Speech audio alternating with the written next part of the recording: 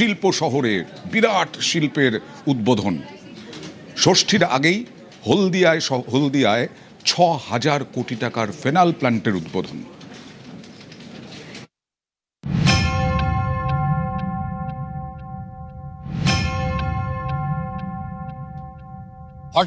अक्टूबर हल्दिया में 6,000 करोड़ का एक इन्वेस्टमेंट हुआ।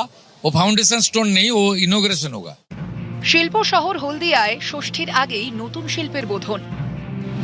আগামী 14ই অক্টোবর হলদিয়া পেট্রোকেমিক্যালসের পাশেই ফেনল ও অ্যাসিটোন প্ল্যান্টের উদ্বোধন হবে।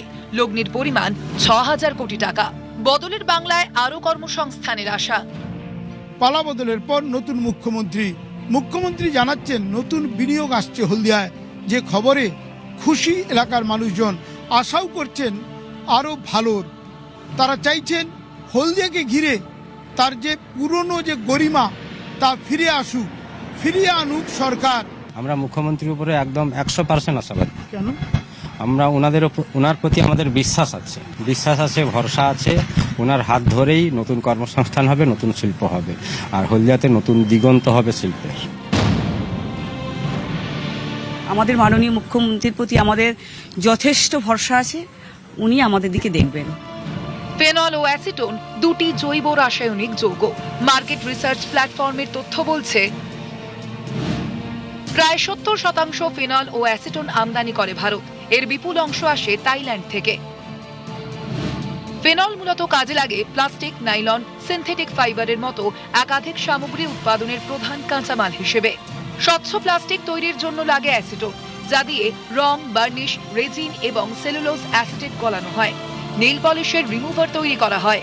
গুজরাট ও কেরলের পরে ফেনল ও অ্যাসিটোনের কারখানার উদ্বোধন হতে চলেছে বাংলায়, শিল্পনগরী হলদিয়ায়। বিশেষজ্ঞদের মতে হলদিয়ায় ফেনল প্ল্যান্ট তৈরি হলে বৈদেশিক নির্ভরতা অনেকটাই কমবে। প্রায় কাজ শেষ করার আমার সঙ্গে ইতিমধ্যে পূর্ণেন্দু চ্যাটার্জি মহোদয় দুবার মিটিং করেছেন। আমি চার্জ নেওয়ার পর থেকে দ্রুততার সঙ্গে কাজ শুরু করেছেন। তিনি আমার কাছে 3 মাস টাইম চেয়েছিলেন। ফাইনাল করে গেছেন যে 14 অক্টোবর মাতৃপক্ষ। আমি দুর্গাপুজোর মাসে এইটাকে আমি ডেডিকেট করব। 14 অক্টোবর উনি আমাকে আমন্ত্রণ করেছেন, আমি আমন্ত্রণ করব। নতুন বিনিয়োগ মানে নতুন কর্মসংস্থান। এলাকার মানুষজন অপেক্ষায় আছেন। তারা চাইছেন বিনিয়োগ বেশি আসুক হলদিয়ার হাল ফিরুক।